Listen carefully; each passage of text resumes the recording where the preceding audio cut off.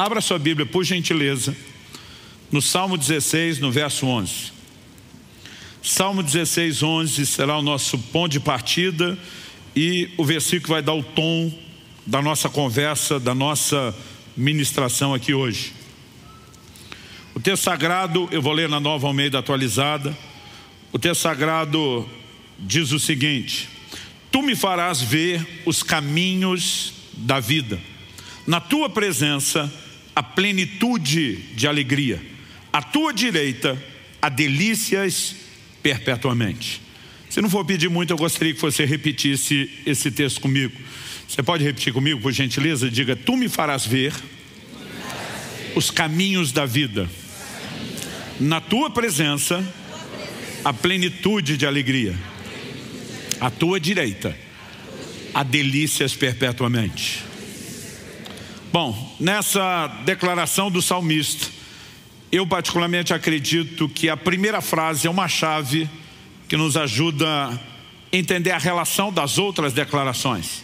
Quando ele diz, tu me farás ver os caminhos da vida, ele está falando a respeito de uma intervenção da parte do próprio Deus. Isso significa que ele não está falando que esses caminhos da vida são vistos com os olhos naturais, com a percepção e o entendimento meramente humano ou intelectual. Se fosse algo fácil ou naturalmente falando, automático de se ver, não haveria necessidade de intervenção de Deus. Mas quando ele fala que é Deus que fará ver, então aqui nós precisamos pensar que ele está falando a respeito de algo que precisa de discernimento, que precisa de percepção espiritual, que precisa de revelação. Isso é um ponto que nós vamos explorar um pouquinho mais para frente na mensagem.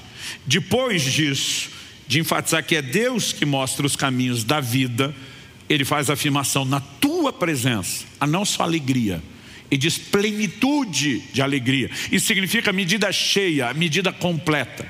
E não estamos falando de uma alegria qualquer. Estamos falando daquilo que recebemos diretamente da fonte. E a Bíblia diz a tua destra, a expressão a tua destra ou a tua direita, como diz essa versão, era muito usado para falar daqueles que eram honrados para sentar ao lado de quem tinha uma posição de autoridade. Era o lugar privilegiado. A Bíblia diz, nesse lugar onde os convidados de honra se sentam, há delícias. A palavra traduzida delícias do original hebraico, ela fala de deleite, ela fala de gozo, ela fala de prazer, ela fala de algo profundamente agradável. Ou seja, o que eu e você precisamos entender que a presença de Deus fornece tudo aquilo que eu e você não apenas precisamos, mas podemos descrever como mais prazeroso, o mais profundo nível de satisfação, de realização, de gozo, de alegria, está disponível na presença de Deus. E quando nós olhamos para a criação, e voltamos lá no início, no jardim do Éden, olhamos para o primeiro casal que Deus ali estabeleceu, nós precisamos entender que antes do pecado, antes da queda, o homem usufruía de pleno relacionamento com Deus, ou seja, ele tinha acesso a essa plenitude de alegria, não havia nenhum bloqueio. No entanto, mesmo nessa fase onde ele pode usufruir desse nível de alegria e deleite, Deus basicamente diz, eu não me importo que vocês tenham outros tipos de prazeres. E Deus, por exemplo, diz para o homem, você pode comer de todas as árvores no jardim. E estou aqui exagerando todas, no plural, porque Deus não fez a comida meramente para subsistência. Paulo diz em 1 Coríntios 6,13 que Deus fez o estômago para receber os alimentos para ser digerido no estômago, mas ele poderia ter feito algo que garantisse a sobrevivência sem sabor ou com sabor único. Mas Deus caprichou. Frutas de todas as cores, de todos os sabores, com todos os aromas, sazonais. Ele estava dizendo, eu quero que isso, além de servir para o seu sustento, te agrade. Aliás, Paulo escrevendo a Timóteo, ele usa uma declaração ali no capítulo 6, falando a respeito de como Deus tem um interesse. Eu e você precisamos entender e pensar as coisas nessa perspectiva e mentalidade de nos dar aquilo que nos apraz, aquilo que nos agrada. Por exemplo, no final do verso 17, a Bíblia diz, Deus que tudo nos proporciona ricamente para o nosso aprazimento. Essa palavra aqui, para o nosso aprazimento, é nada mais, nada menos do que para a nossa satisfação. E quando pensamos que Deus está preocupado, focado Essa palavra traduzida aí, satisfação, como sinônimo, é gozo, é alegria. Então, quando pensamos num Deus interessado em que a gente tenha alegria, mesmo que Ele possa oferecer a mais plena e completa, numa dimensão espiritual, Ele está dizendo: eu nunca me opus que vocês tivessem outras alegrias. Deus olha para o homem que está em plena comunhão e relacionamento com Ele e diz: não é bom que você esteja só. Seu relacionamento comigo está na dimensão espiritual. Eu quero te oferecer alguém que te preenche emocionalmente. Eu quero oferecer alguém com quem você relacione usando tato.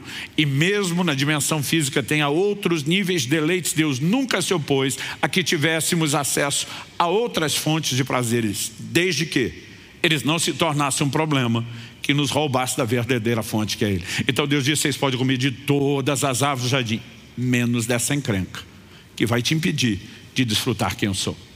E apesar de Deus ter oferecido aqui plena alegria, deleites extraordinários, apesar do lado de cá no natural Ele ter oferecido deleites inferiores complementares, o homem de alguma forma escolhe atravessar a barreira que Deus estabeleceu e busca o nível de prazer que lhe desconectaria do mais profundo, senso de realização, de alegria e satisfação que se pode ter, que é só na presença de Deus.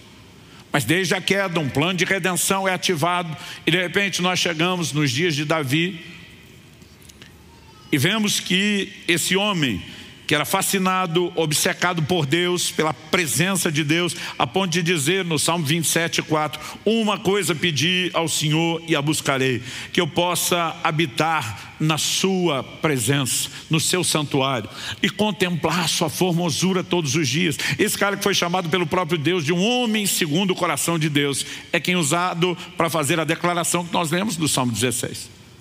Ele diz: na tua presença a plenitude e alegria. Ele diz: aqui estão os deleites. Mas em algum momento esse homem, posteriormente a essa declaração, escolhe um prazer que lhe é proibido. Ele atravessa os limites e não apenas comete o adultério com Batseba, mas para ocultar esse nível de pecado, a coisa vai escalonando e termina com o homicídio de Urias. A pergunta a ser feita é: por que gente como Adão e Eva, com esse nível de descoberta do que tem do lado de cá, consegue abortar o que Deus está oferecendo? Porque gente como Davi, que está entendendo, Deus quer resgatar isso que foi perdido desde Adão e começa a desfrutar isso num senso profundo, consegue em algum momento abrir mão desse lugar prazeroso? A pergunta a ser feita é: como ou o que, como o homem consegue, ou o que leva o ser humano a retroceder na comunhão com Deus? O tema da minha mensagem hoje é preservando a sensibilidade para com Deus. E nós precisamos notar que isso acontece desde o início, não só com Adão e Eva, não só com os santos do Antigo Testamento, mas no Novo Testamento nós temos inúmeras advertências, começando por Nosso Senhor, se estendendo pelos apóstolos, a respeito de que eu e você precisamos tomar cuidado com isso. Isso significa que potencialmente o risco de retroceder nesse relacionamento, de perder o acesso à consciência dessa dimensão de prazer, pode acontecer com cada um de nós. Potencialmente falando, cada um de nós corre o risco de retroceder.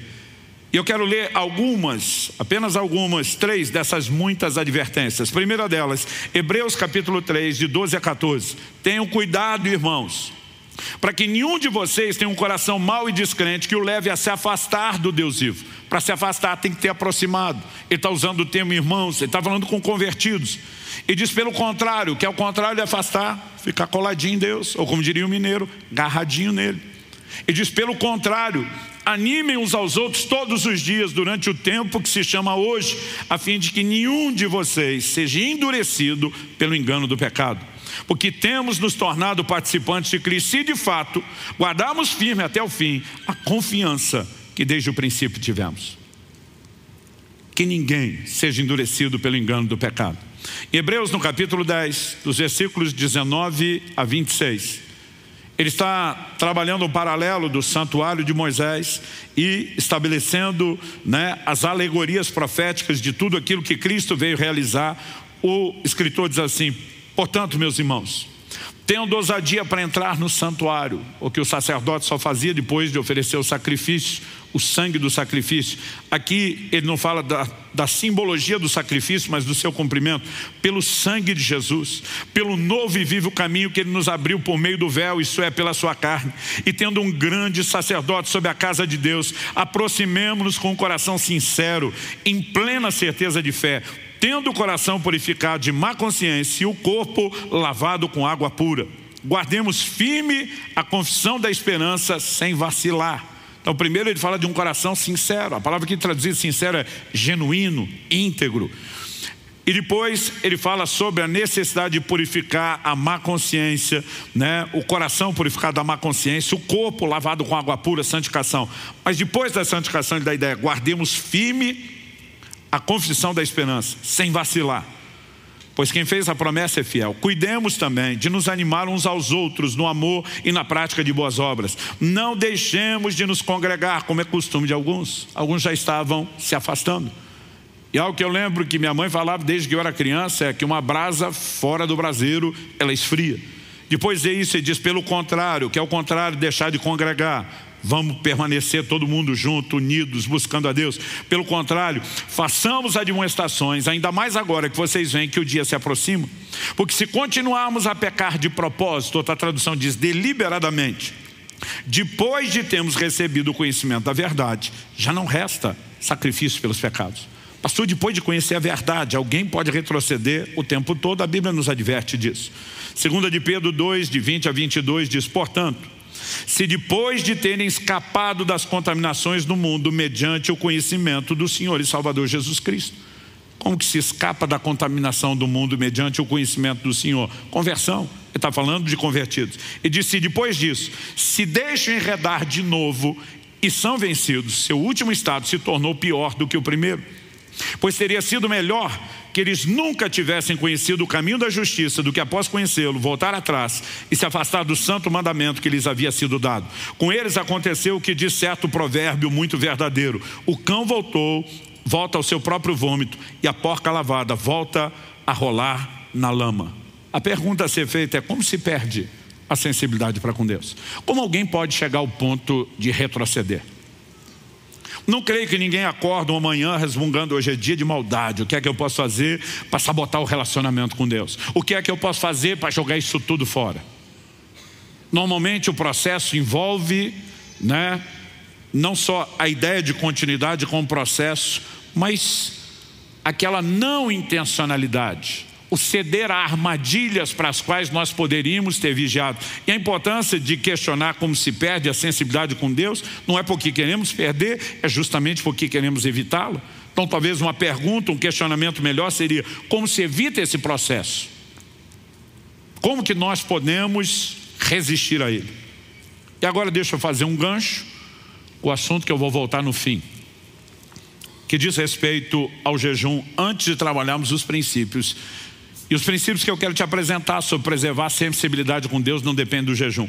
Mas eu preciso falar dessa história para apresentar uma ilustração, uma alegoria.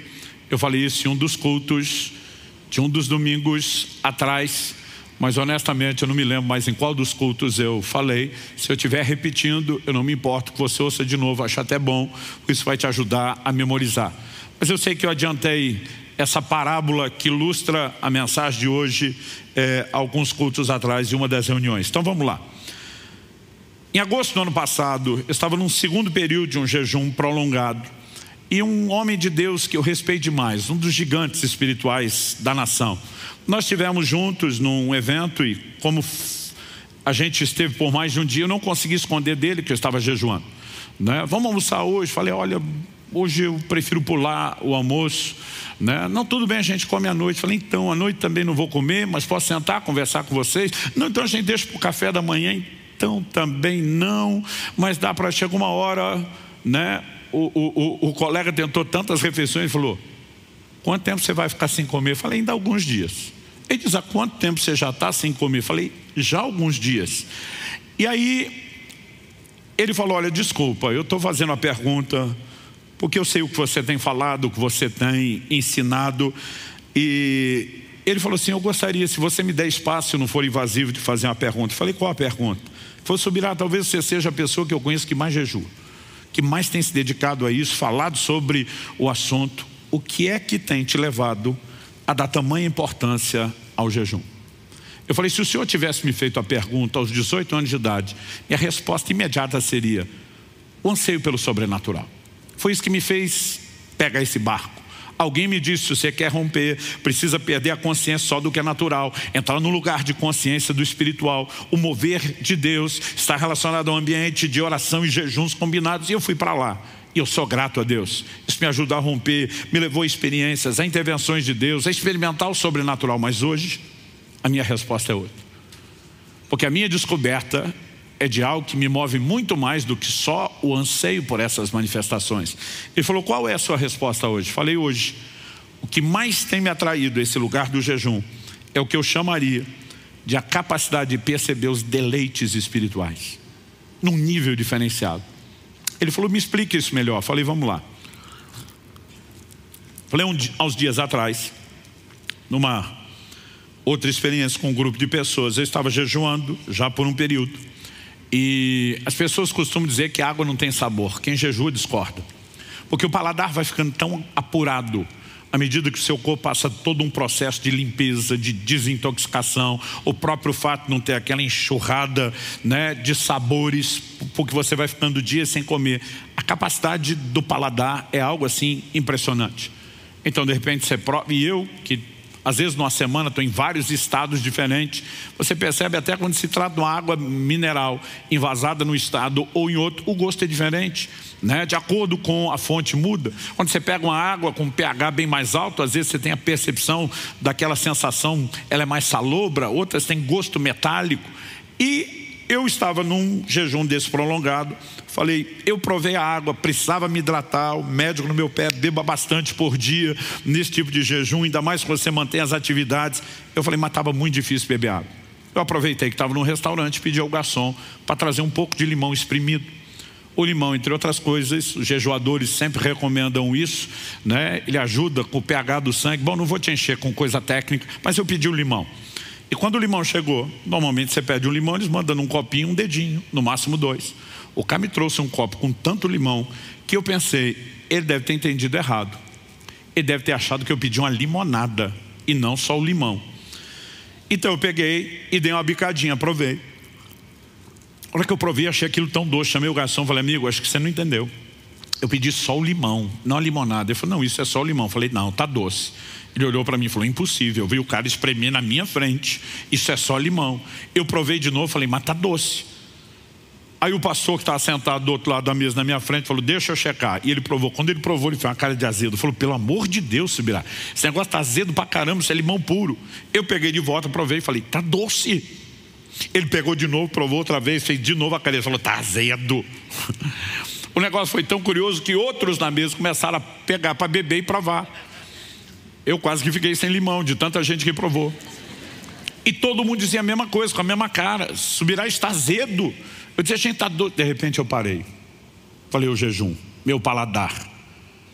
Porque você está tão desintoxicado, o corpo tão limpo, tão sensível, que você consegue perceber a doçura da frutose do limão, que mais ninguém percebe. Para quem toma o café em jejum ou na volta dele, né? Então os bebedores de café normalmente não usam açúcar.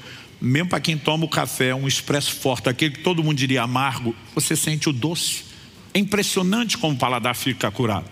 Aí eu olhei para aquele pastor e falei: por que eu estou te dizendo isso? Uns dias depois do episódio do limão, eu estou com outro grupo de pastores e a gente saiu, fui com eles para o restaurante mesmo sem comer, porque eu queria aquela roda de comunhão.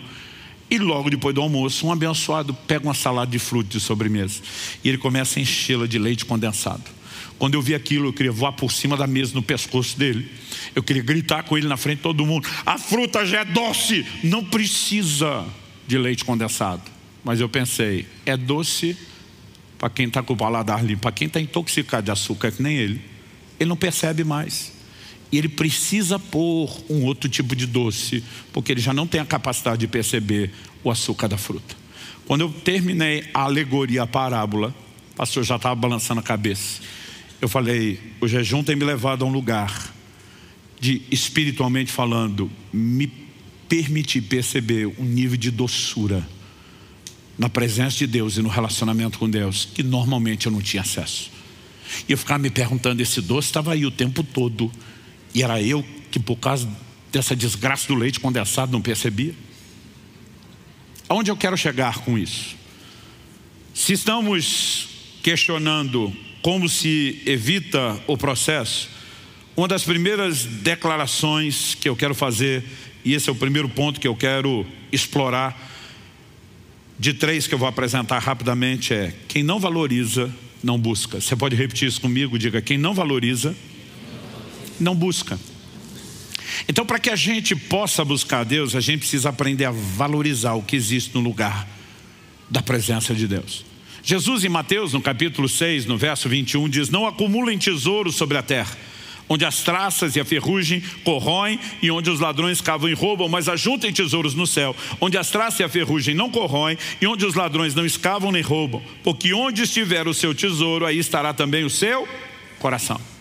Obviamente, Jesus não está se opondo a que o crente tenha posses. Na verdade, alguém definiu a avareza da seguinte forma: o avarento não possui as coisas, são as coisas que o possuem. Jesus está falando de acúmulo. Jesus está falando de um posicionamento onde a pessoa se torna uma espécie de represa, e ela simplesmente não só não reparte o que tem, como cada vez quer juntar mais. E diz: onde está o seu tesouro, aquilo que você valoriza, seu coração segue para lá. Então, quem valoriza demais as coisas materiais vai dedicar tempo, energia, atenção, empenho a isso. Mas quem valoriza as coisas espirituais, ele começa a pensar: eu quero entesourar é no céu. Porque se ele percebe que esse é o lugar de valor, o coração acompanha. Então, o que eu e você precisamos entender é que isso é enfatizado ao longo das Escrituras. Em Colossenses, no capítulo 3, de 1 a 3, a Bíblia nos mostra que nós vamos buscar aquilo que compreendemos ser mais importante. O apóstolo diz: portanto, se vocês foram ressuscitados juntamente com Cristo, busquem as coisas lá do alto, onde Cristo vive, assentado à direita de Deus.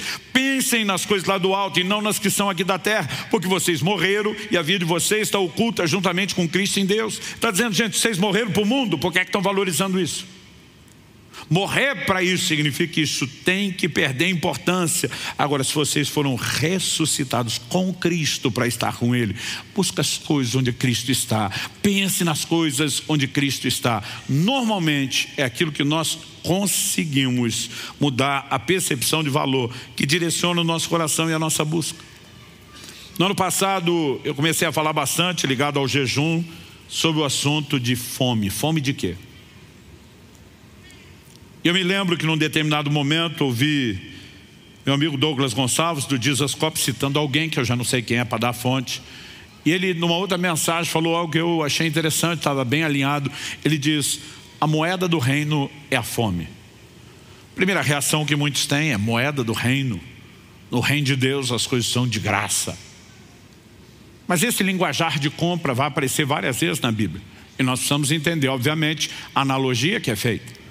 Mas no livro do Apocalipse o Senhor se dirige à igreja de Laodiceia e diz: aconselho-te que de mim compres ouro refinado no fogo, vestes brancas para que te vistas, colírio para ungir os seus olhos. Interessante que ele aconselha a comprar, logo depois de dizer: você é miserável e pobre. Ué, se é tão miserável, vai comprar com o quê? Mas no reino de Deus não se compra com dinheiro. A moeda de troca é outra. Isaías 55, o texto que o Douglas citava, nós lemos assim: todos vocês que têm sede, venham às águas, e vocês que não têm dinheiro, venham, comprem e comam. Sim, venham e comprem, sem dinheiro e sem preço, vinho e leite. Como é que se compra sem dinheiro e sem preço? A nossa cabeça diz: espera aí, a pessoa não tem dinheiro e não tem condições de pagar se a gente estabelecer um preço, mas ela está faminta e sedenta, então nós vamos doar. E doação a gente não classifica a venda, a gente chama de 0,800 na faixa. Mas como é que se compra sem dinheiro? Ele está dizendo: se você tem sede, vem às águas. Se você tem fome, vem buscar alimento. Em vez de apenas dizer que a moeda do reino é fome, a moeda do reino é interesse. Ele diz: tem sede, está interessado na água? Vem para cá, porque o interesse te dá acesso. Tem fome? Vem para o meu alimento. Isaías 44:3, Deus diz: derramarei água sobre o sedento. Ele não está dizendo que vai derramar água sobre todo mundo. Ele está dizendo: eu vou derramar água para quem valoriza a água, para quem quer a água, para quem vai aproveitar a água, para quem não vai desperdiçá-la. Porque se não tem interesse, não tem acesso. É por isso que Jesus fala com os discípulos: não lancem pérolas aos porcos. Olha o contexto. Ele está falando de pregar a palavra. E Deus deseja que todos se salvem. Mas ele diz: tem alguém que não está valorizando, não dê o que é de valor para quem não tem interesse. Porque o que nos dá acesso é o interesse. Então nós precisamos entender: só vai buscar Deus quem realmente consegue entender o valor que Deus tem. Agora, quem dá valor a outras coisas se direciona no seu interesse pela busca de outras coisas. Isso é um fato. Então, estabelecido isso como um fundamento bíblico, a pergunta lógica que vem na sequência, é o segundo ponto que eu quero destacar, é: o que me impede de valorizar mais a Deus? Porque se eu vou buscar o que eu valorizo, por que é que eu não estou buscando tanto? Quando eu olho para as Escrituras, para mim é evidente que a valorização de outras coisas em detrimento do valor de Deus tem se tornado o nosso grande problema. Logo depois de dizer onde está o tesouro, está o coração, em Mateus 6:24, Jesus diz: ninguém pode servir a dois senhores, porque ou irá odiar um e amar o outro, ou irá se dedicar a um e desprezar o outro. Vocês não podem servir a Deus e as riquezas. Ele diz: não tem jeito. Se você está se dividindo entre dois senhores, ou você se dedica para o lado de cá e falta do lado de lá, ou você se dedica para o lado de cá e falta do outro. Agora entenda, a Bíblia não está dizendo que algumas dessas dimensões de prazeres que podemos ter acesso sejam necessariamente pecaminosas ou problemáticas. Muitas vezes Deus nos faz promessas a respeito dessas coisas. Em Deuteronômio 8:10, Deus está falando para o povo que quando entrasse na terra prometida, eles entrariam num lugar de abundância, não só fartura de alimento, mas também de prosperidade financeira. E Deus diz: vocês comerão e se fartarão e louvarão o nome do Senhor seu Deus. Mas no verso seguinte, o 11, ele diz: mas tenham cuidado, para que depois de comerem, estarem fartos, para que depois de prosperarem, vocês não se esqueçam do seu Deus. Então Deus está dizendo: eu nunca tenho problema com as outras fontes de prazeres, desde que elas não concorram comigo. Mas o fato é que muitas vezes o homem se permite entrar no lugar onde a atração dos outros prazeres vira concorrência. Em Lucas, no capítulo 8, no verso 14, explicando a parábola do semeador, Jesus diz que a parte caiu entre espinhos. São os que ouviram, e não imediatamente. Ele diz: no decorrer dos dias. Porque tem muita gente que começa bem a vida cristã, ele só não consegue durar muito. E o texto diz assim: no decorrer dos dias foram sufocados com as preocupações, as riquezas e os prazeres dessa vida, e os seus frutos não chegam a amadurecer. Qual o problema dos prazeres? Se nem todos são necessariamente ilícitos, errados ou pecaminosos, é que quando nós supervalorizamos o que está do lado de cá, nós tendemos a desvalorizar o que está do lado de lá. É por isso que uma advertência feita em 1 Timóteo no capítulo 3, ele vai falando como seria, o tempo do fim. Virão tempos difíceis, e ele mostra que os tempos difíceis não estão relacionados necessariamente às circunstâncias, mas ao comportamento do homem. Ele vai descrevendo o comportamento dos homens. Quando você está lendo aquela lista de péssimos adjetivos, parece que Deus está falando do ímpio. O verso 4, que é o finzinho da lista, diz: traidores, atrevidos, convencidos. Mas ele diz assim: mais amigos dos prazeres do que amigos de Deus. E quando ele fala isso, você tem que dizer: pera lá, aqui ele não está falando do ímpio. Porque o ímpio não é chamado na Escritura de amigo de Deus, ele é chamado de inimigo de Deus. Aliás, Romanos 5 diz que Deus nos amou quando ainda éramos seus inimigos. A reconciliação promovida em Cristo é o quê? A Bíblia diz que Ele nos trouxe a paz pelo sangue da cruz. É Ele que quebra a inimizade entre Deus e o pecador que está na condição de inimizade.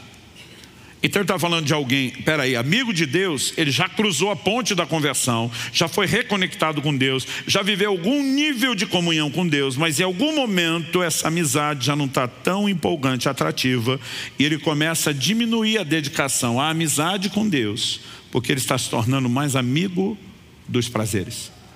Logo, os prazeres se constituem numa concorrência para a intimidade ou amizade com Deus. Alguém falou, não pastor, quando a Bíblia fala de prazer está falando do pecador. Não, o nível que tínhamos enquanto pecadores era outro. Tito 3,3 fala da escravidão dos prazeres. Aliás, o texto diz exatamente assim: pois nós também no passado éramos insensatos, desobedientes, desgarrados, escravos de todo tipo de paixões e prazeres, vivendo em maldade e inveja, sendo odiados e odiando-nos uns aos outros. Mas éramos escravos. Ou nos convertemos, nos tornamos amigos de Deus e saímos da escravidão dos prazeres. Mas alguns, embora não mais escravos, eles começam a querer ficar amigo daquilo que lhes escravizou anteriormente. Então ele está falando de uma transição, de um processo de morte espiritual se instalando. A Bíblia fala dos prazeres relacionados tanto ao não crente como ao crente. Em relação ao não crente, Hebreus 11:25, falando de Moisés, diz: preferindo ser maltratado junto com o povo de Deus a usufruir prazeres transitórios do pecado. Aqui ele está falando obviamente de prazeres pecaminosos. Mas existem alguns desses prazeres que não sejam pecaminosos, mas muitas vezes nós não vemos como tal e que eles se manifestam na vida dos crentes, são nocivos. Um texto que fala dos prazeres no crente, Tiago 4, de 1 a 3. Ele começa fazendo a pergunta no verso 1: de onde procedem as guerras e brigas que há entre vocês? Conflitos. Ele diz: de onde, se não dos prazeres que estão em conflito dentro de vocês? Todo dia alguém falou: não pastor, prazer não dá conflito. Falei, na hora que você está desfrutando, não, mas a obsessão por ele gera muito conflito. Aliás, pensa numa pergunta esfarrapada que os crentes me fazem o tempo todo. Quando você está chamando a atenção, corrigindo, discipulando, orientando, para não fazer algo errado, vem a pergunta: eu não tenho direito de ser feliz? Ou seja, a busca pelo prazer, pela felicidade, não a plena, aquela que está em Deus, mas nessa esfera, começa a botar as pessoas em conflito com a fé, em conflito com a orientação de Deus, em conflito uns com os outros, e a Bíblia é clara sobre isso. Depois ele diz: vocês cobiçam e nada têm, matam e sentem inveja, mas nada podem obter, vive a lutar e fazer guerras. Então ele conclui: nada tem porque não pede. Tem aquele nível de crente que nem orar ora, e não vai ver intervenção de Deus. Mas depois ele fala de um grupo que até ora, mas ele diz assim: pedem e não recebem. Esses são os que até oram, mas são ignorados por Deus. Por quê? O texto diz: porque pedem mal. Qual a definição de pedir mal? Para esbanjarem em seus prazeres, em seus deleites. Ou seja, o que o crente quer não é quem Deus é e o que ele oferece em termos de alegria e prazer do lado de cá. Deus é o meio para ele conseguir do lado de cá o que ele não consegue sem Deus. Então ele diz: Deus, se o Senhor não me der isso. Já vi gente orando assim: Deus, se eu não trocar de casa, de carro, meu guarda-roupa, eu não vou ser feliz. Eu fico pensando, deve ter sido uma criança mimada para orar desse jeito. Agora a pergunta é: se você fosse Deus, você ia alimentar esse monstro? Eu não. O camarada está pedindo mais daquilo que está levando ele para cada vez mais longe de Deus. Então, se eu tiver um pouquinho de inteligência, me colocar no lugar de Deus, eu vou dizer: não vou alimentar esse monstro, eu não posso responder isso. Então, se em primeiro lugar nós precisamos entender que quem não valoriza não busca, e se no questionamento de o que nos impede de valorizar mais a Deus, entendemos que a valorização das outras coisas em detrimento do valor de Deus é o grande problema, eu e você precisamos nos questionar de forma prática, rever quais prazeres estamos buscando. Gente, eu creio que promessas de prosperidade são bíblicas. Outro dia um cara falou: pastor, eu fico confuso. Tem mensagem sua que eu ouço, eu acho que o senhor está descendo a lenha na teologia da prosperidade. Tem mensagem sua que eu ouço, parece que o senhor é a favor. De que lado o senhor está? Falei dos dois. Sou a favor da mensagem bíblica de prosperidade e sou contra os erros que têm sido feitos em nome dela. Eu falei: hoje em dia os crentes estão usando promessas de prosperidade para mascarar sua ganância, sua avareza, seu materialismo. E muitas vezes nós estamos espiritualizando, usando promessa, uma dimensão de prazeres nós estamos buscando do lado de cá. E aí nós vamos ter problemas. Agora, a gente precisa avaliar isso. Mas muitos crentes, eles vão transbordando aos poucos, sem nem perceber o que é que eles realmente pensam. Mas transbordam isso quando falam. Porque a Bíblia diz que a boca fala do que está cheio o coração. Talvez não tenha nenhuma frase que me gere tanta indignação em quase 30 anos de pastorado, como quando alguém falando de um não crente diz: mas fulano é uma benção, só falta Jesus. Eu digo: como é que é? Só falta Jesus? Se falta Jesus, falta tudo. Como é que um crente fala uma coisa dessa? Basicamente ele está dizendo, não, ele tem uma família legal, a vida financeira é estável, ele tem saúde, tipo, ele está feliz. Jesus é só a cerejinha do chantilly agora? Mas percebendo ou não, nós vamos o quê? Denunciando que muitas vezes a gente só quer que Jesus abençoe essas coisas. Ele é um pedaço pequeno de um combo de prazeres muito maior, que para nós acaba nem envolvendo tanto ele, a não ser o fato de que a gente precisa de um pouco de bênção dele para ter mais do lado de cá. Quando a Bíblia fala de crentes que são carnais e espirituais, ele está falando de gente que vive numa dimensão de percepção e gente que vive em outra. Então a pergunta prática a ser feita em terceiro lugar é o que nos ajuda a valorizar Deus. Se já vimos que a gente só busca o que valoriza, por que é que nós buscamos a Deus? Porque estamos valorizando as outras coisas mais do que Deus. Então, pastor, se a gente só valorizar Deus mais do que as coisas funcionam, sim. Mas a pergunta é, por que não funciona para a gente? Porque a maioria de nós, ano após ano, a gente entra e diz, esse ano eu vou ler mais a Bíblia. E às vezes janeiro até dá certo. Mas daqui a pouco você se vê no mesmo lugar de antes. Você diz, eu vou orar mais. Eu vou faltar menos na igreja. Eu posso até jejuar. Mas daqui a pouco você simplesmente percebe e diz, eu até queria. Essa valorização não é um mero consentimento ou assentimento mental. O que eu e você precisamos é de uma revelação. Quando o salmista diz, e vamos voltar lá no primeiro texto, tu me farás ver os caminhos da vida. Deus que criou o homem estabeleceu determinados caminhos. Ele está dizendo, você não vai enxergar, mas eu posso te mostrar a razão pela qual você existe. O que é que eu realmente quero de você? Eu vou te mostrar os caminhos. Quais são? Na tua presença, a plenitude de alegria, a tua destra, a delícias perpetuamente. Então nós vamos precisar de uma descoberta. E quando falamos dessa questão da descoberta, Paulo nos aponta algo interessante em Filipenses 3, nos versículos 7 e 8. O apóstolo Paulo faz a seguinte declaração. Ele diz, o que para mim era lucro, isso considerei perda por causa de Cristo. Ele está usando um linguajar associado aí à linguagem monetária, financeira. Ele vai falar de um lado de perda, de prejuízo, do outro lado de lucro, de ganho. E ele diz, o que antes para mim era lucro, parecia ser o ganho, eu considerei perda, prejuízo. Durante muito tempo achava que Paulo estava falando de pecado. E na leitura de muito crente, eu imaginava várias possibilidades. Quando o cara olha de onde saiu, o que para mim era lucro, as bebedeiras, as festas, as orgias, os vícios, a valorização, né, da imoralidade, a lista poderia ir longe. Agora entendi que isso só trouxe dano, me trouxe morte espiritual, afastou de Deus. Não, isso aqui é ruim. O importante é estar com Deus. Não é disso que Paulo está falando. Primeiro porque no verso 8 ele diz, eu considero como perda todas as coisas. Ele diz, eu considero todas as coisas como lixo. Então todas as coisas são pecado e as coisas não são pecado. São coisas ruins e são coisas boas. E se você olhar o contexto, os versículos anteriores dessa afirmação, Paulo estava falando de performance religiosa. Olha os versículos anteriores. Ele disse, se algum de vocês acha que pode se gloriar na carne, eu mais do que vocês. Hebreu de hebreus, da tribo de Benjamim, circuncidado ao 8º dia. E ele começa a fazer declarações impressionantes. Quanto à lei, fui fariseu. Quanto ao zelo, perseguidor da igreja. Quanto à justiça que há na lei, irrepreensível. Paulo está dizendo, algum de vocês acha que era o cara, eu ganho de longe de vocês. Aí diz, mas o que para mim era lucro, a valorização da performance. Ele disse que perdeu importância, por causa de uma descoberta. Qual é a descoberta? Ele diz, por causa da sublimidade do conhecimento de Cristo Jesus, meu Senhor. A palavra traduzida sublimidade aqui na Almeida atualizada, ela foi traduzida como suprema grandeza na NVI. Em outras versões, como excelência. Na verdade, essa palavra no original grego é hiperétio.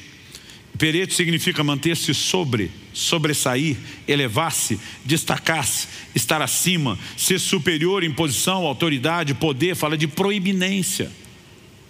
Então o que Paulo está dizendo é o seguinte, eu dava valor a essas coisas, até conhecer aquilo que sobressai, aquilo que tem um valor muito muito maior. E quando eu descobri o que realmente é o ganho, aquilo que era antes ganho, que não tinha nenhum referencial de importância maior, porque estava no topo, quando comparado com esse nível de entendimento, eu olhei e dei um perdido lá de lá. Falei, aquilo é ganho coisa nenhuma, aquilo é perca. O ganho está do lado de cá. Quem está entendendo? Agora, quando ele fala do conhecimento daquele que se sobressai, nós precisamos compreender que ele está falando de uma percepção espiritual. E é o que eu e você precisamos. Então a pergunta a ser feita é: se eu só busco o que valorizo, e a valorização das coisas vai atrapalhar minha busca para com Deus, mas a valorização de Deus vai me impedir de concentrar força e energia na busca errada e sim na certa, como é que eu consigo viver nesse lugar de consciência? Como é que eu consigo eliminar a concorrência? Aliás, falando de eliminar a concorrência, a pergunta a ser feita em termos práticos é: nós devemos esperar que essa concorrência desapareça automaticamente? Ou será que nós temos que entender que ela é eliminada intencionalmente? Porque se desaparecesse automaticamente, por que depois de tanto tempo de vida cristã, ela não sumiu? Muitas vezes nós estamos esperando que algo se resolva sozinho, quando não é assim que funciona. Aliás, alguém disse que esperar resultados novos fazendo as mesmas coisas é tolice. Mas o crente está sempre na expectativa: eu vou continuar fazendo a mesma coisa, mas vai melhorar. A pergunta é: será que em vez de esperar que isso desapareça automaticamente, espontaneamente, nós não precisamos entender o que a Bíblia ensina sobre eliminá-las intencionalmente? E aqui nós chegamos no ponto crucial que me faz misturar os princípios que eu estou explorando de preservar a sensibilidade com Deus, com a nossa responsabilidade de escolha e decisão sobre o assunto. Romanos capítulo 8, do verso 5 ao 8, diz assim, vamos primeiro no 5. Porque os que se inclinam para a carne, cogitam das coisas da carne, mas os que se inclinam para o Espírito, das coisas do Espírito. É interessante ele falar de inclinação, quando ele está falando de duas dimensões, de dois mundos, duas realidades e natureza, carne e espírito. Carne, velha natureza e tudo aquilo que está no plano natural. Espírito, nova natureza e tudo aquilo que está na dimensão, né, à nossa disposição na presença de Deus. Quando ele fala de inclinar, nós precisamos escolher para que lado nós vamos. Mas quando ele diz que inclina para a carne, cogita das coisas da carne, essa palavra traduzida cogita, ela fala de ter entendimento, ela fala de ser sábio, mas ela é usada também para falar tanto sobre sentir, pensar e ter opinião. Ou seja, inclinou para a carne, o que governa a sua maneira de pensar e sentir é essa inclinação. É isso que enche e programa a sua mente, seu direcionamento, seu estilo de vida. Agora, inclinou para cá, você vai cogitar, pensar e sentir do lado de cá. Quem está entendendo? Só que o texto continua e diz verso 6, porque o pendor, o que a palavra pendor é? Sinônimo de inclinação. Pendeu para o lado de lá. O pendor da carne dá para a morte, mas o do espírito para a vida e paz. Então Deus o tempo todo está dizendo, meça sua escolha e para onde você está indo. Verso 7, por isso o pendor da carne é inimizade contra Deus, pois não está sujeito à lei de Deus, nem mesmo pode estar. Portanto, os que estão na carne não podem agradar a Deus. O que eu e você precisamos entender? Só a maneira de sermos agradáveis a Ele, de viver o lugar da profunda comunhão e da intimidade, inclinando para o lado de cá e sabotando o lado de lá. E aí nós precisamos entender, nesse contexto, qual é a importância das disciplinas espirituais. E entre elas, nós podemos falar de uma forma geral das abstinências. A palavra jejum basicamente significa não comer. No original grego, a palavra é nestil. Ne é um prefixo de negação, estil é comida, então é não comer. Mas a Bíblia fala de outras abstinências. Eu não tenho nenhum problema com outros tipos de abstinência além do de comida. Meu problema é quando o crente usa as outras abstinências como substitutas, em vez de como complementares da abstinência de comida. Mas a Bíblia fala de outros tipos de abstinência. Em Números, no capítulo 30, Deus estabelece uma lei sobre os votos. Eram votos com os quais as pessoas iriam afligir a sua alma. Eram votos de privação. as pessoas negariam a si mesmo coisas que lhe davam prazer. Qual a razão? Porque o evangelho tem que ser sofrido? Não. Para que você concentre a sua atenção numa outra dimensão de prazer, às vezes você precisa desintoxicar de alguns. Para que você volte a descobrir o doce da fruta, talvez você tenha que sacrificar o leite condensado. Quem está entendendo? Na minha adolescência, acho que foi entre os 16 aos 18 anos de idade, eu passei 2 anos sem assistir um filme. Era o meu entretenimento predileto. Mas eu comecei a dizer, minha alma está gostando muito disso. Eu tenho uma vida corrida em trabalho, estudo, envolvimento da igreja, as atividades de evangelismo, e eu preciso de tempo para com Deus. E eu me obriguei a ficar 2 anos sem a diversão. Pastor, mas não tinha vontade? Tinha. E o que o senhor fazia quando tinha vontade? Ia, pegava as 2 horas do filme e orava. Normalmente a vontade passava. Se não passava, eu orava outro filme. Porque eu queria crescer do lado de cá. Não significa que essas coisas não agradam.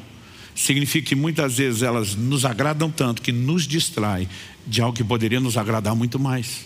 Quem está entendendo? Então, quando você olha para o jejum, para as abstinências na Bíblia, qual o propósito principal?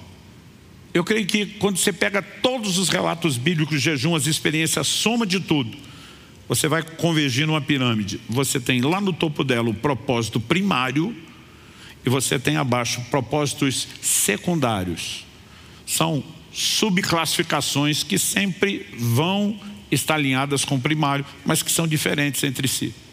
Então na Bíblia você vai ver gente jejuando, como Josafá, em momentos de aflição. Você vai ver gente como Esdras orando, buscando proteção. Você vai ver gente como Davi jejuando em situações de enfermidade, gente como Daniel em momentos de intercessão, o que tem levado muitas pessoas a acreditar que o jejum só deveria ser feito em situações de grande necessidade, as classificadas como emergenciais. Eu não creio nisso, porque o jejum aparece ligado a outros propósitos que não são esses. O jejum está relacionado ao arrependimento na Bíblia, o jejum está relacionado à consagração, e nenhum desses dois são situações emergenciais, quando você olha a questão circunstancial. Agora, o que todos eles, embora sejam diferentes entre si, têm em comum? Buscar a Deus. Muitas vezes eles têm outros elementos em comum. O que está jejuando por arrependimento e o que está jejuando por consagração, os dois estão buscando a Deus para vencer o pecado. Então eles têm algo mais na busca a Deus em comum, vencer o pecado. Mas o que está jejuando por arrependimento, ele quer sair do pecado que já o derrubou e ser restaurado. O que está jejuando por consagração, ele não quer cair no pecado pelo qual o outro está jejuando por arrependimento. Ele está se antecipando. Mas lá no fim, buscando a Deus. Em Daniel, no capítulo 9, no verso 3, a Bíblia diz: voltei o rosto ao Senhor para o buscar com oração, súplicas e jejum. O foco principal, primário, buscar a Deus. Todo o resto são subcategorias, são propósitos secundários. Mas normalmente as pessoas veem quase tudo aquilo que diz respeito a uma necessidade pessoal que eles acreditam. Mas muitas vezes eles não enxergam aquilo que vai direto lá no topo. Em Lucas, no capítulo 2, no verso 37, a Bíblia fala de uma profetisa chamada Ana, que teve contato com Jesus quando ainda criança no templo. A Bíblia diz que ela adorava noite e dia, com jejuns e orações. Para que ela usava o jejum combinado à oração? Eu quero adorar a Deus, eu quero estar com Deus. Você não vai pedir nada? Nada. Eu não quero a bênção, eu quero o abençoador. Dá para entender a diferença? Atos capítulo 13, falando dos líderes da igreja em Antioquia. Atos 13, 2 diz: enquanto eles estavam adorando o Senhor e jejuando. Essa turma está lá em jejum. Está pedindo algo a Deus? Não. Um dia desse alguém falou para mim: Subirá, por que você está jejuando tanto? Você quer chamar a atenção de Deus? Eu falei: você está maluco? Eu estou jejuando porque Ele chamou minha atenção. Eu não preciso chamar a atenção de Deus. Ele já me olha, Ele já me enxerga. Agora, Ele tem chamado a minha atenção. Eu comecei a descobrir algo extraordinário nele que eu não percebia antes. E eu quero me livrar cada vez mais desse entulho, dessas toxinas. Eu quero estar conectado com Ele. E quando nós começamos a perceber isso, talvez a gente descubra que isso nos ajuda na percepção daquilo que a gente sabe que tem que fazer, mas muitas vezes não consegue fazer. Por quê? Não enxergamos os caminhos da vida, não com discernimento espiritual. Eu vou repetir, algumas dessas dimensões de deleites aqui não são ilícitos. Quando Deus fala de provisão financeira, quando Deus fala de abundância de comida, gente, comida na Bíblia não está relacionada só à sobrevivência. Ela está ligada a deleite. É lógico que existe limite, você pode entrar no terreno da gula, dos excessos. Aliás, para quase toda a dimensão de prazer que Deus oferece, acho que valeria a advertência: aprecie com moderação. Então, por exemplo, Deus oferece ao casal casado, vamos sempre lembrar disso, o deleite da intimidade física. Mas a Bíblia diz que limites podem ser cruzados. Quando alguém adultera, sai do relacionamento com o seu cônjuge, ou mesmo não saindo e estando só com o seu parceiro, macula o leito, como diz Hebreus 13:4, ele pode ultrapassar limites. Mas quando você começa a descobrir que, embora Deus tenha permitido esses níveis de prazeres, eles não só não deveriam concorrer com Deus quando é o sentido pecaminoso, mas não deveriam nos desligar espiritualmente, tem hora que você diz: espera aí, não seria sábio eu dar uma pausa nos prazeres inferiores para desfrutar um pouco mais dos prazeres superiores? É aí que você vai entender quando Paulo em 1 Coríntios 7:5 fala da única coisa que justifica uma interrupção no momento de intimidade do casal. A Bíblia apresenta uma frequência sexual do casado que não é só para reprodução, como a igreja romana ensina. É para diversão mesmo. É para deleite. Mas Paulo está dizendo, a única coisa que justifica uma pausa é quando os dois de acordo decidem dar um tempo para se dedicar à oração. O que significa dedicar à oração? Porque quando o casal está em avivamento, na intimidade, não pode orar? Não. Aqui estão vivendo normal. Eles têm uma vida de oração, mas dedicar, entrar no lugar profundo. E às vezes eles precisam tomar a decisão: vamos desligar um pouco esse modo de festa e deleite para conseguir perceber aquele outro nível mais profundo, que quando a gente está muito empolgado e ligado do lado de lá, a gente não percebe. Quem está acompanhando, que a coisa flui ao longo de toda a Escritura na mesma direção. Está me entendendo? Então você começa a descobrir que existe uma dimensão de deleite espiritual. Eu sei que o que eu estou vivendo é muito mais um momento pessoal meu do que de vocês como igreja, né? Do que o que Deus está fazendo na nação. Mas o que eu estou descobrindo nessa intensidade de jejum cada vez mais é simplesmente olhar: eu li a Bíblia a vida inteira, eu sabia que era doce, mas está mais doce. Eu tenho adorado a Deus uma vida inteira e sempre teve doçura, mas agora até o limão está doce. E quando você começa a entrar nesse lugar de percepção, a revelação vai tornando isso tão fascinante que aquelas coisas perdem importância. Eu falei para minha esposa no ano passado, dizer aí, como é que está a sensação de aproximar dos 50? Eu falei: amor, eu acho que não tem a ver com a idade, com a maturidade cronológica, tem a ver com a parte espiritual. Eu falei: tem coisa que eu quis a vida inteira e não podia, porque nós éramos quebrados. E depois eram outras prioridades. Eu falei: agora estamos no momento da vida que tudo aquilo que antes eu queria não podia, hoje eu posso, mas não quero mais. Eu falei: eu estou na crise do livro do Eclesiastes, tudo é vaidade. Porque quanto mais você descobre isso aqui, você fala: por que eu dava tanto valor a essa coisa? Aí você vai entender porque os crentes do livro de Atos, e desde o início da igreja, em lugares onde foram perseguidos, tinham privação de alimento, de roupa, de liberdade. Esses caras eram mais felizes que a gente que tem tudo. Porque eles foram direto na fonte e disseram: nós vamos abraçar isso aqui com força. E é o que eu e você estamos precisando resgatar. Agora, como cultivar, crescer, preservar e não perder essa sensibilidade? Mantendo um nível de consciência profundo do valor que temos aqui. E sem isso, nós nunca vamos viver de forma plena. Mas para isso, a gente precisa desligar até as bênçãos de Deus que vem do lado de cá. O livro de Gênesis nos diz que Noé plantou uma vinha e colheu o seu fruto. Uma frase pequena, a gente não consegue enxergar quanta informação tem, porque a gente não tem a lente cultural deles. Para os povos antigos do Oriente, muito antes do início do povo hebreu, sempre houve um senso comum. O momento da colheita era um momento de celebração e festa aos deuses. Quem não conhecia o Deus vivo e verdadeiro celebrava seus ídolos pagãos.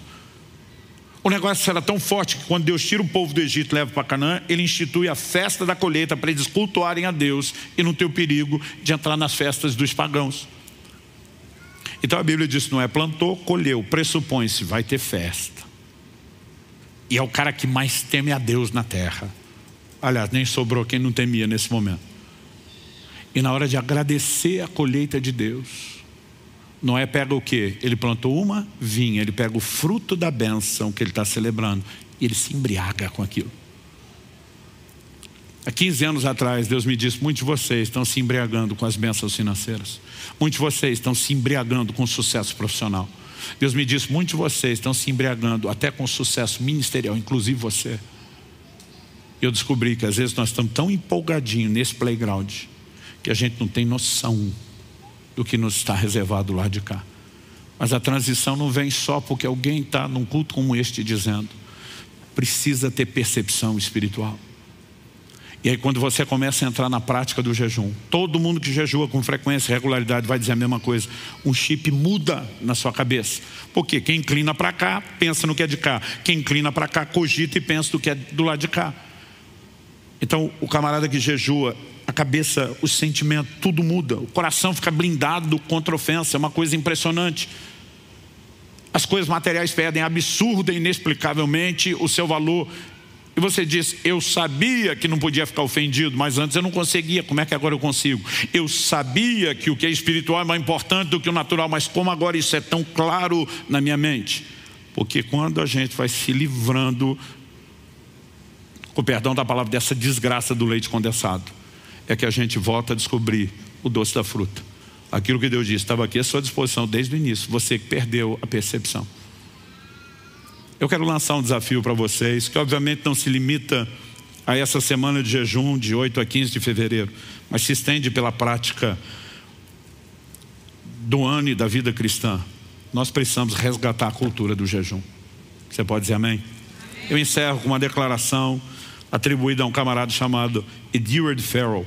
Ele diz: quase em todos os lugares, em todos os tempos, o jejum sempre ocupou um lugar de grande importância, visto que ele se encontra estreitamente relacionado com um profundo senso religioso.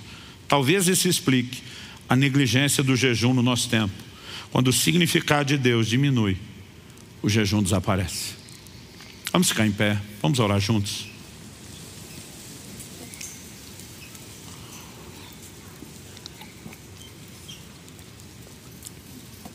Antes de orar, eu quero apenas que a gente vá para a oração com um desenho claro na mente. Então vamos apresentar a versão mais resumida do plano de Deus para o homem. Por que é que Deus criou o homem? Em Atos 17, no verso 27, 26 e 27, Paulo pregando em Atenas, o palco da filosofia do mundo dos seus dias. Ele diz: de um só homem Deus fez todas as raças e tribos dos homens para que o buscassem. Nós somos criados para buscar a Deus. Porque Deus precisa da nossa busca? Não, Ele é completo, absoluto em si mesmo. 2 versículos antes, Paulo diz que Deus não é servido por mãos humanas como se precisasse de alguma coisa. Ele não nos criou para buscá-lo porque Ele precisasse da nossa busca, mas nós precisávamos dEle. Eu vi uma frase desde criança que eu nunca esqueci. Diz que o homem tem um vazio tão grande, tão grande, tão grande, mas tão grande dentro de si, que só Deus pode preencher. E as pessoas passam uma vida tentando preencher isso com outras coisas. Nós somos criados para buscar a Deus. O resultado dessa busca, comunhão. Salmo 25, 14 diz: a intimidade do Senhor é para aqueles que o temem, aos quais Ele dará a conhecer a sua aliança. Você imagina que o Deus eterno, infinito, consegue olhar para míseros mortais como eu e você e não só nos amar, mas dizer: eu quero ser seu amigo. Cara, não tem como isso não ser empolgante.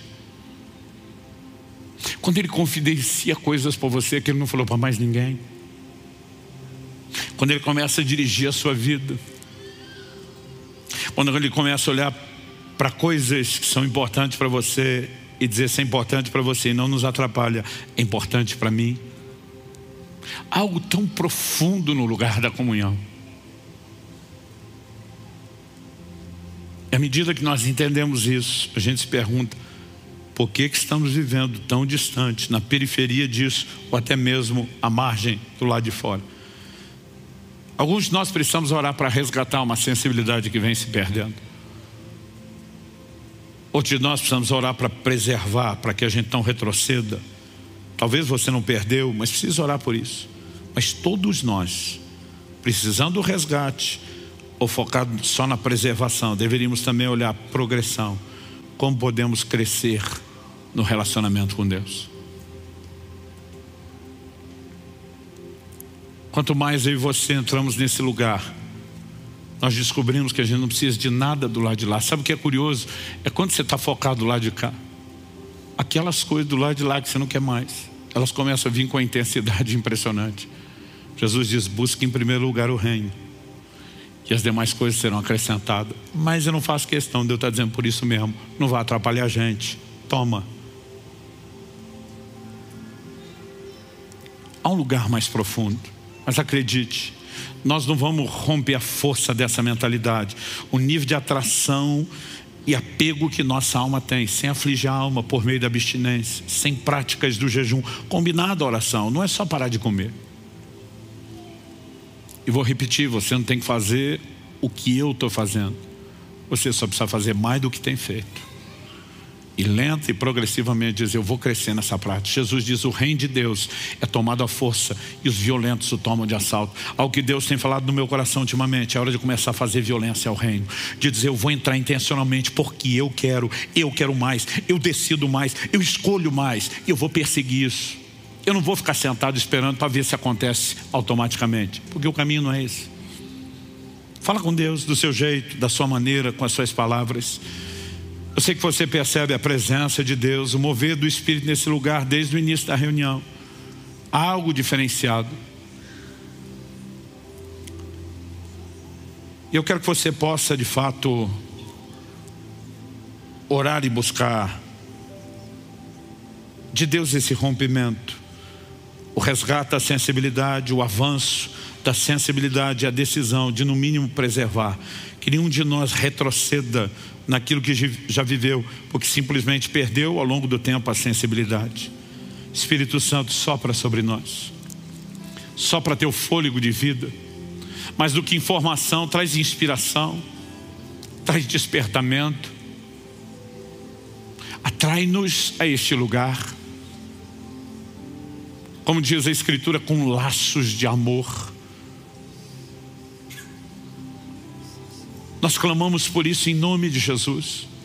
Clamamos por uma nova mentalidade, por uma nova capacidade de discernimento, de percepção espiritual, para declarar como salmista: tu nos farás ver os caminhos da vida. Quais?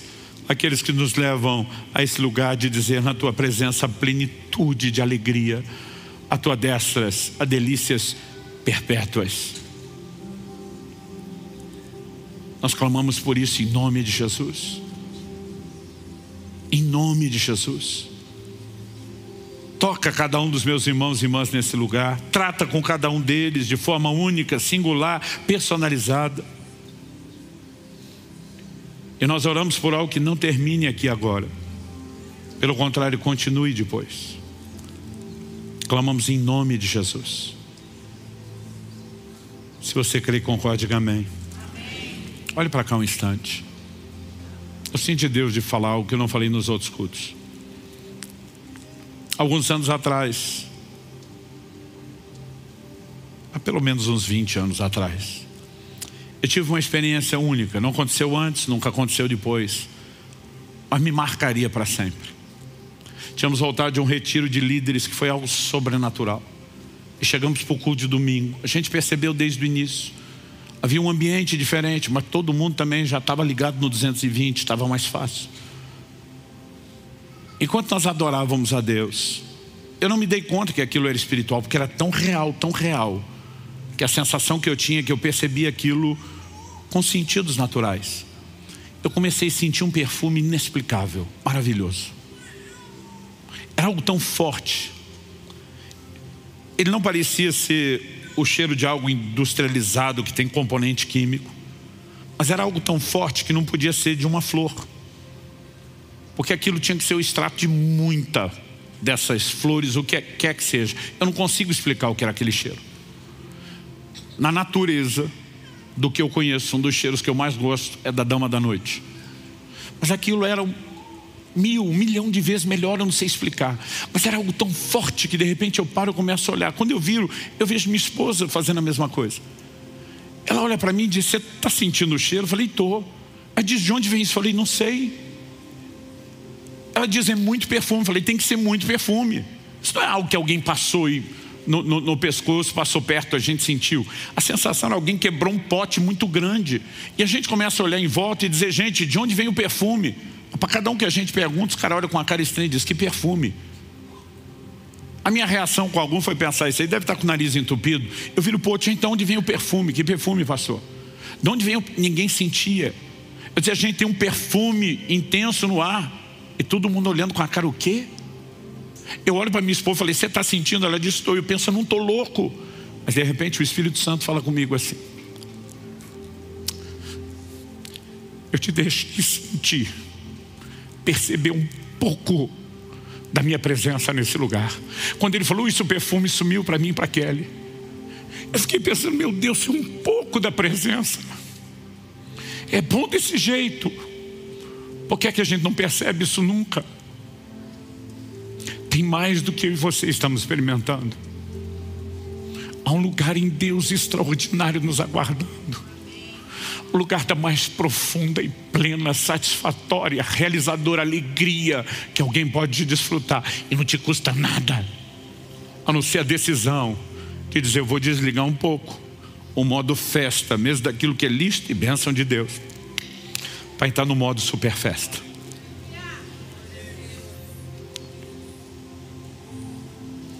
Que Deus nos ajude a não apenas entrar, mas permanecer e aprofundar nesse lugar, em nome de Jesus.